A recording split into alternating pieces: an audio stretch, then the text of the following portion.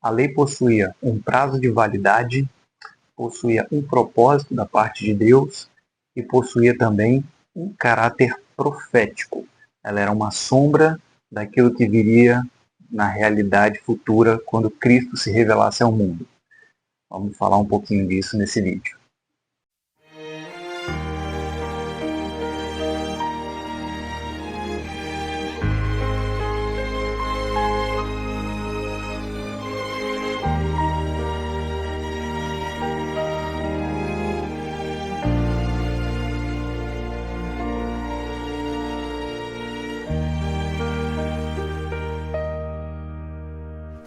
Bem-vindo ao Cumbuca da Fé. Nós estamos mais uma vez continuando aqui a nossa análise do livro Graça Transformadora.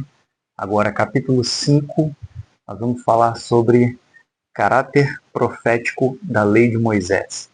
Nós vamos ver que a lei ela tinha um caráter profético que se cumpriu em Jesus Cristo. Ela era uma sombra daquilo que viria no futuro.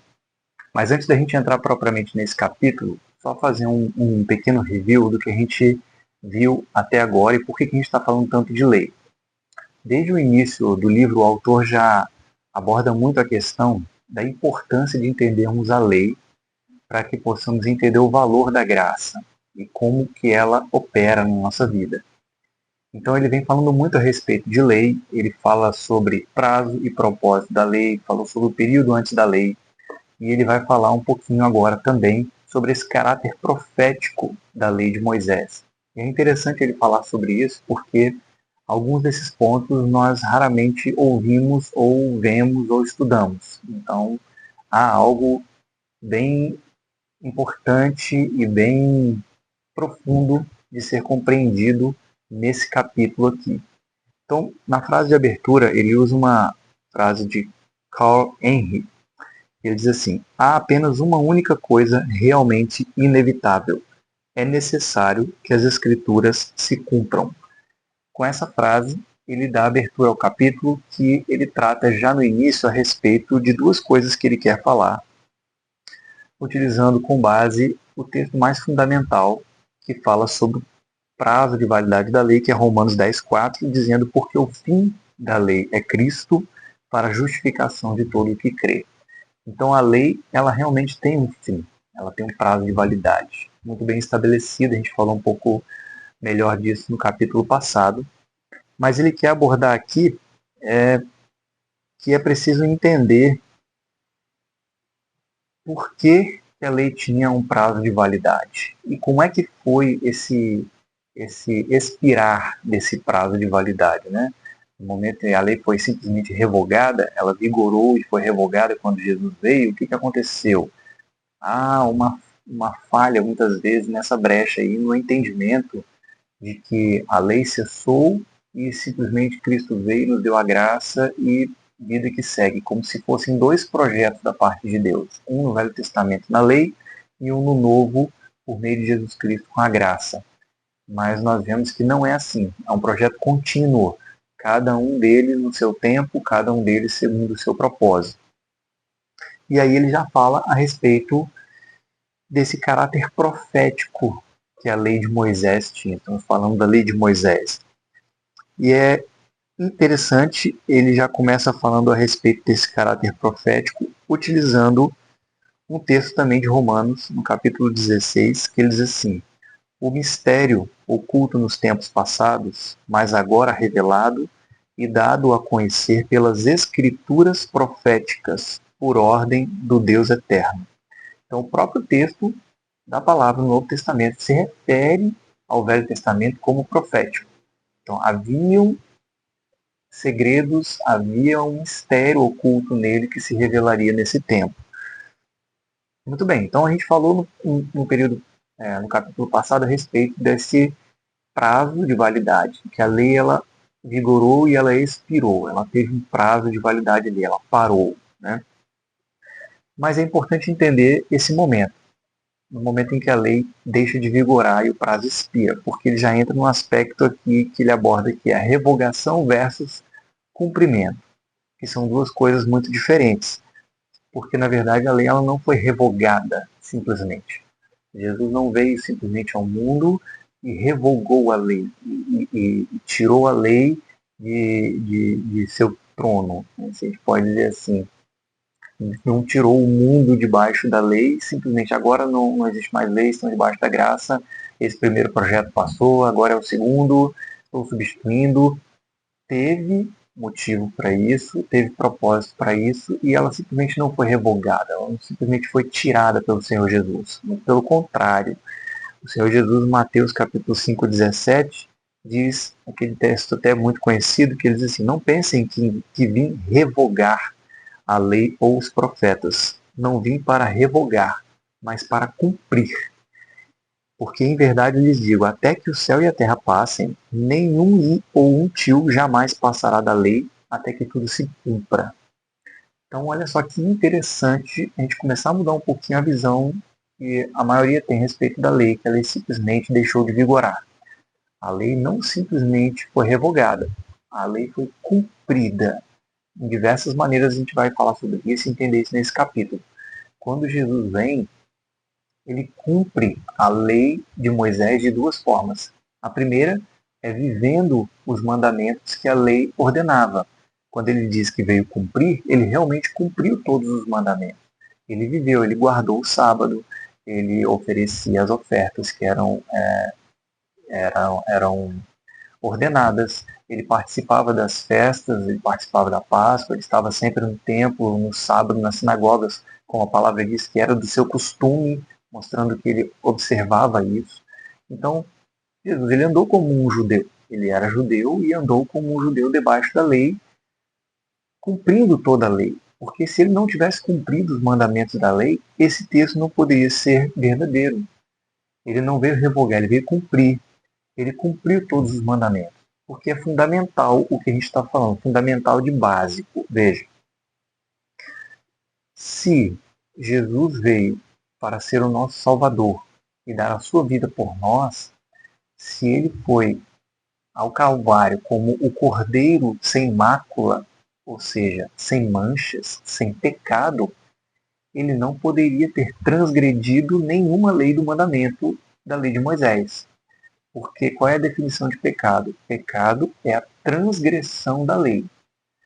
Se existia a lei de Moisés, o que era pecado? É quando alguém não cumpria a ordenança que era dada, certo? Então, se ele não cumpria, ele transgredia a lei e era acusado como pecador. Se Jesus não tivesse guardado em algum momento toda a lei, algum ponto da lei, ele teria sido um pecador. Como a gente tem, por exemplo, os judeus querendo, os religiosos ali principalmente, querendo acusar Jesus de ele não guardar o sábado, porque ele estava curando no sábado. Mas veja, se Jesus não guardasse o sábado, como uma lei de Moisés ordenava, ele seria um pecador, porque ele estaria transgredindo o mandamento. E é exatamente a definição de pecado, transgressão da lei. Mas ele não fez isso, ele não transgrediu a lei. Ele simplesmente trouxe à luz um entendimento mais aperfeiçoado do que era o cumprimento da lei. Porque os mandamentos do Velho Testamento não foram dados para colocar o homem sob nenhum tipo de jugo ou peso que fosse sobrenatural. Mas ele foi dado sobre a vida humana, sobre os homens. No entanto, a vida do homem, ela é mais importante, porque o Senhor ama a nossa vida. Ele jamais colocaria sobre nós um mandamento que põe em risco a nossa vida ou que fosse maior que o amor. A própria palavra ensina que aquele que ama cumpre o mandamento. Quem ama o seu próximo, quem ama a Deus sobre todas as coisas, quem vive esse amor, ele cumpre toda a lei. Então, a vida do homem, o amor pela vida humana é maior do que a mera observância de um mandamento. E é esse o ponto que os religiosos não aceitavam. Eles queriam colocar o mandamento de obedecer ao sábado acima de qualquer coisa, como se fosse algo absoluto. E não foi nesse propósito que Deus deu a lei. Deus deu a lei como um direcionamento de vida, mas não deveria ser maior do que a necessidade de uma pessoa e estar a ponto de morrer. Jesus, quando curou, por exemplo, ele pergunta aos religiosos: é lícito fazer o bem ou fazer o mal no sábado? Fazer o bem. Então, se ele curou, ele estava sendo acusado de que ele trabalhou no sábado e era proibido trabalhar. Então, veja, eles queriam que a mera observância do mandamento de não trabalhar no sábado fosse obedecida estritamente, irrestritamente. Fosse obedecida sem nenhum tipo de exceção, sem nenhum tipo de situação que fosse justificável de que ela não fosse cumprida. Mas não foi nesse sentido que Deus deu o mandamento. Né? Não foi nesse sentido. Então, se alguém socorresse alguém que precisasse, a pessoa não quebraria a lei de guardar o sábado por causa disso, de maneira nenhuma. Então, quando o Senhor curou aquele homem, ele não quebrou o sábado. Não quebrou, porque a necessidade do homem, da vida do homem, o socorro que ele precisava era maior do que isso. Assim como também Davi no passado, e ele pede ao sacerdote para que eles comessem dos pães da proposição. Mas ele não poderia, porque a lei dizia que só o sacerdote poderia comer daquele pão. Naquele momento o sacerdote deixou e ele ficou sem culpa, diz a palavra. Como que ele ficou sem culpa se o mandamento, se a lei dizia que era pecado, né, só o sacerdote era lícito? Porque era uma necessidade da vida humana. Estava maior do que isso. Então veja, Deus quando deu os mandamentos, ele deu os mandamentos como algo que fosse uma bênção para o homem e não um peso, coisa que os religiosos da época transformaram num peso.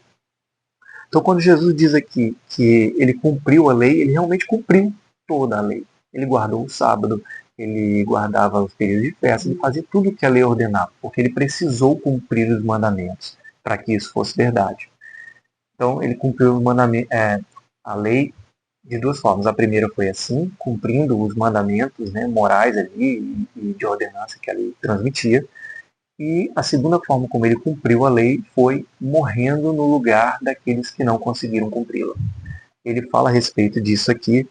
Ele cumpriu esse caráter, até já entra no assunto profético, que era o cordeiro que morria, que era sacrificado para o perdão dos pecados. Ele se fez pecado por nós. Ele cumpriu essa figura profética. Então, a lei ela tinha esse caráter profético e o Senhor não veio revogar, simplesmente. Ele veio cumprir. Então ele fala aqui, o mestre não negou o fim da lei. Realmente, Jesus não negou que a lei de Moisés chegou a um fim. Ela findou ali. Só que a palavra que ele diz que eu não vim revogar, mas cumprir, ele estava confirmando que sim, ela acabou aqui, ela termina comigo, ela termina na minha morte e ressurreição, mas eu não vim revogar. Eu não vim dizer que não precisam cumprir mais, eu não vim dizer que isso não vale mais, eu não vim anular a lei, eu vim cumprir, porque toda a lei fala a respeito de mim. E aí ele começa, o autor, a falar a respeito desse caráter profético da lei. Um deles, que ele começa já citando, é esse caráter que a lei tem, que a Bíblia chama de que ela é uma sombra dos bens futuros. Isso está em dois textos, fala a respeito disso, Hebreus capítulo 10, verso 1, que diz assim, a lei traz apenas uma sombra dos bens vindouros, mas não sua realidade. Então, olha só, a lei é uma sombra dos bens vindouros, daquilo que viria. Né? Quando Cristo veio, ele trouxe a realidade dessas coisas que a sombra ela já indicava no passado, mas ela era apenas uma sombra, a gente já vai falar sobre isso. E o segundo texto é Colossenses 2, 16 e 17, que diz assim, essas coisas são sombras do que haveria de vir. A realidade, porém, encontra-se em Cristo. Então a lei de Moisés ela funcionou como sombra. E é interessante essa analogia que ele faz a respeito da luz sobre a mão. Imagina, eu tenho uma luz aqui sobre mim, se eu coloco a minha mão sobre a minha mesa, sobre o livro que eu estou lendo aqui agora, essa luz ela faz uma sombra no livro. Né? Essa sombra, eu vejo aqui os meus dedos, eu vejo o formato de uma mão, vejo que são 5 dedos, né? Mas eu não vejo aqui o 3D, né? Eu não vejo se a mão é uma mão mais gorda, mais magra, eu não vejo a definição dos ossos da mão, eu não vejo a cor da pele, eu não vejo unhas, eu não vejo detalhes. Eu não vejo detalhes. A sombra ela é assim, ela não mostra detalhes, ela mostra um perfil, né? Um desenho em 2D, a gente pode dizer assim, daquilo que é a realidade da coisa. Qualquer objeto que é assim, que incide uma luz sobre ele, ele reflete uma sombra. Aquela sombra ali, ela é apenas um desenho bem raso a respeito do que é a realidade daquele objeto, né? Isso era a lei de Moisés. Então a lei era uma sombra dos bens vindouros. Aquilo que Jesus Cristo apresentaria ao mundo quando ele viesse seria a plena realidade dessas coisas. Então, tudo que a lei apresentava, desde o tabernáculo, os utensílios do tabernáculo, as ofertas, as festas, as cerimônias, o sacerdote, até mesmo a própria figura de Israel como nação eleita, né, sacerdócio real, tudo isso apontava para um bem futuro, a guarda do sábado. Então a gente já vai falar sobre alguns desses pontos. A lei era sombra, ela apontava para algo que viria no futuro. Era algo que não era a plena realidade das coisas. Por isso que a gente comenta também no vídeo passado a respeito da fé, que as pessoas criam no Velho Testamento para a salvação, no Messias que viria, ou, quando não era nem ainda sob a lei, as pessoas criam na promessa e na palavra que receberam especificamente de Deus. Pela fé, elas criam que aquilo se cumpriria no futuro, que viria o descendente da mulher, que era Cristo. Mas isso era uma sombra. Eles não entendiam muito bem como é que seria esse Messias, é um Messias, como é que vai ser isso, uma pessoa. Não ficava claro, plenamente claro para eles como seria. Mas eles tinham essa sombra, né, que apontava já para algo que se revelaria no futuro. E aí ele começa a falar então de alguns exemplos que a lei traz com relação a essas sombras. E ele cita algumas figuras proféticas. Por exemplo, ele cita a serpente de bronze, de quando o povo ele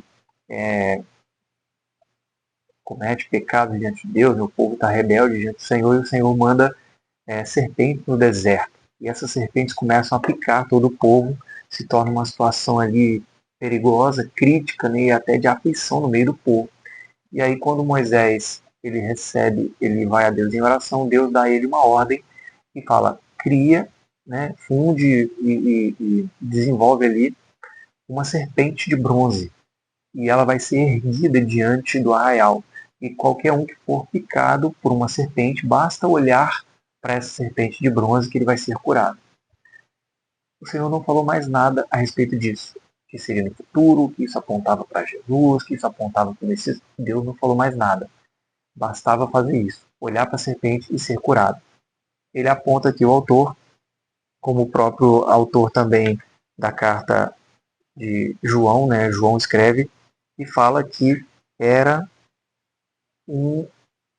uma sombra daquilo que se cumpria. Eu vou ler esse texto aqui na íntegra, João 3, 14, 18. Da mesma forma como Moisés levantou a serpente no deserto, assim também é necessário que o Filho do Homem seja levantado, porque todo o que nele crer, para que todo o que nele crer tenha a vida eterna. Porque Deus tanto amou o mundo que deu seu Filho unigênito, para que todo o que nele crer não pereça, mas tenha a vida eterna. Então, o próprio autor aqui, João, escreve a respeito disso, de que aquela figura da serpente sendo levantada apontava profeticamente para Jesus sendo levantado no madeiro. E aquele que olhasse para ele com fé e cresce que ele era o Cristo de Deus, também alcançaria salvação. Essa era uma primeira sombra, uma primeira figura profética que ele aponta que se cumpriu em Jesus. A segunda que ele fala, Jesus é o nosso Cordeiro Pascal, quando Paulo escreve isso em 1 Coríntios capítulo 7, Cristo, nosso Cordeiro Pascal, né? Esse texto a respeito do Cordeiro está desde a saída do povo de Israel do Egito, lá em Êxodo, no capítulo 12, Êxodo 12, quando o sangue do Cordeiro sobre as portas protegeu os primogênitos, né? Na passagem do anjo que os mataria como um juízo de Deus sobre Faraó e todo o seu reinado. Então, esse cordeiro que foi morto no Egito também apontava para Jesus. E é interessante essa figura do cordeiro, porque o sangue dele simbolizava o sangue de Cristo que seria vertido por nós. O sangue na veiga das portas dos israelitas garantiu a eles que eles fossem poupados da morte, né? Assim como hoje O sangue de Cristo sobre nossa vida nos poupa de uma morte eterna e nos dá entrada a uma salvação diante de Deus. Ela nos justifica do nosso pecado e nós não temos mais condenação. E tem um detalhe bem interessante de analisar com relação ao Cordeiro na saída do Egito, que é o seguinte: Deus havia dado uma ordem de que o anjo passaria e mataria todos os primogênitos, né, da terra, onde não houvesse ali a marca do sangue. Ele mataria os primogênitos como um juízo. Mas olha só que interessante. Nas casas dos hebreus também houve morte. Também houve morte. Só que a morte que houve na casa dos hebreus não foi a morte de nenhum dos filhos, mas foi a morte do cordeiro. Porque o cordeiro, ele era também o primogênito, ele era o animal que foi separado ali, foi cuidado, não era qualquer animal, ele era um animal separado para isso. Então, quando os filhos de Israel fazem esse sacrifício desse cordeiro e passam do sangue dele, esse cordeiro era o primogênito que morreu no lugar. E quando o anjo da morte passa sobre todo o Egito, ele olha na casa dos hebreus, ele olha o sangue nas vergas das portas e há uma identificação: aqui o primogênito já morreu. Aqui não haverá mais morte. Aqui o primogênito já morreu. Isso é maravilhoso, porque na nossa vida é exatamente isso. Quando nós aceitamos o Senhor Jesus Cristo, o primogênito já morreu no nosso lugar. Então nós não precisamos morrer de novo. Por isso não havia mais morte ali. Louvado seja o nome do Senhor. Mas a morte houve para todos. A morte houve para todos. Seguindo aqui as figuras proféticas que ele comenta, ele fala, por exemplo, já voltando à figura para o serviço que era feito no tabernáculo, né, com relação à oferta de incenso. E ele diz que essa oferta de incenso, vou ler o texto de Êxodo 37, diz que o incenso no tabernáculo ele foi uma ordenança que Deus deu a Arão para que todo serviço que fosse feito no tabernáculo, aquele incenso ali, quando ele entrasse, né, no primeiro véu, naquela parte coberta da tenda, porque o tabernáculo tinha 3 partes: a parte externa, que era aberta, e a segunda parte, que era a tenda, né, a tenda realmente coberta ali, que era dividida em 2, o santo lugar e o santo dos santos. Então, nesse santo lugar, ele entrava, os sacerdotes entravam, não precisava ser só o sumo sacerdote, ele entrava continuamente oferecendo incenso. E a lei ordenava que ele fizesse isso realmente continuamente. E isso fosse feito de forma rotineira e sempre.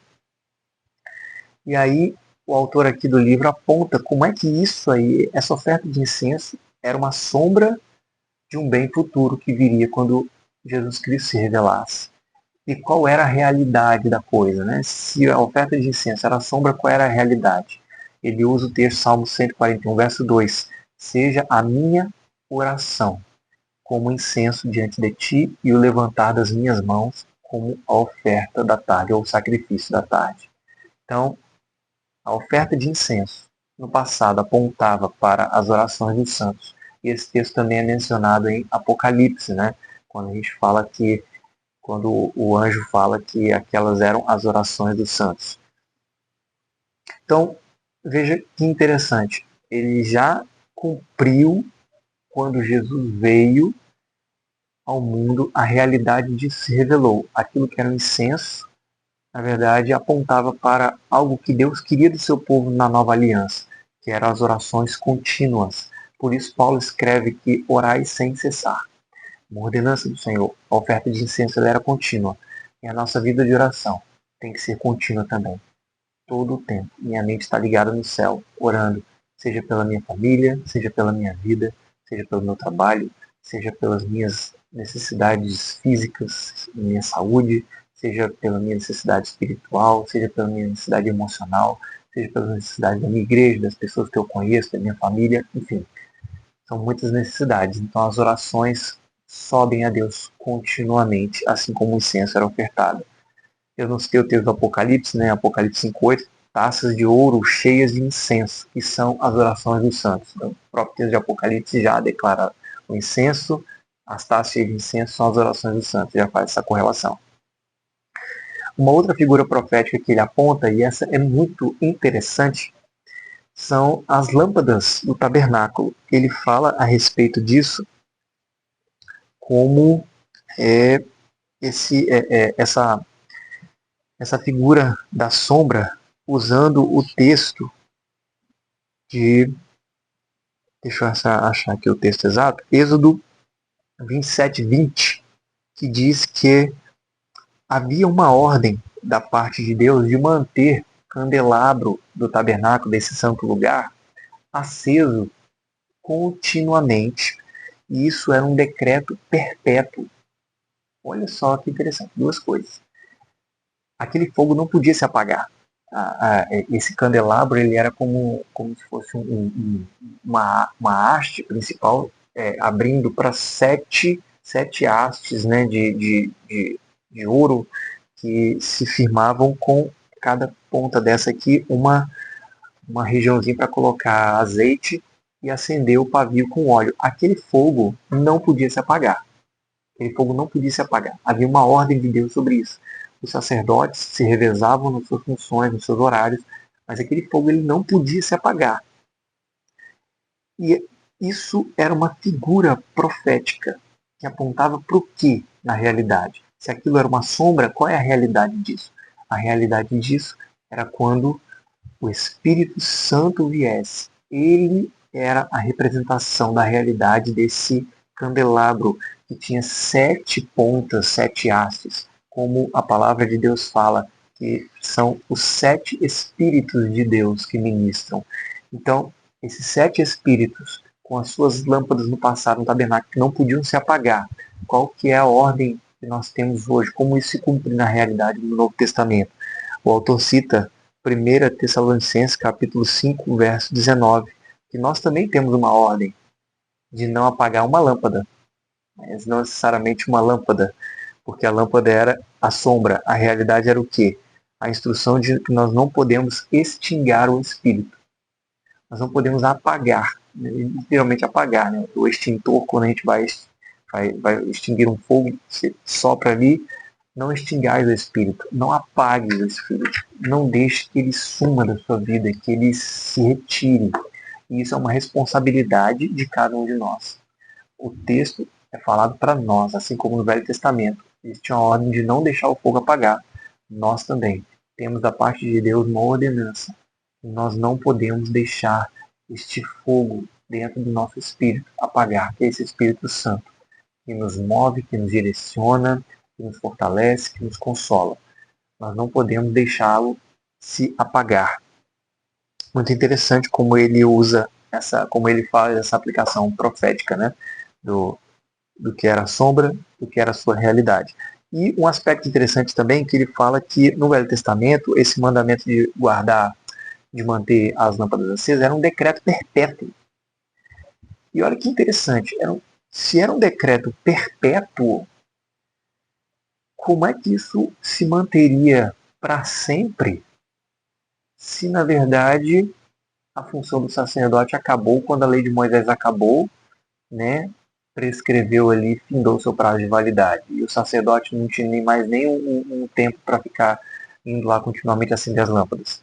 Justamente porque esse caráter profético se cumpriu quando Jesus Cristo veio e deu o seu Espírito Santo.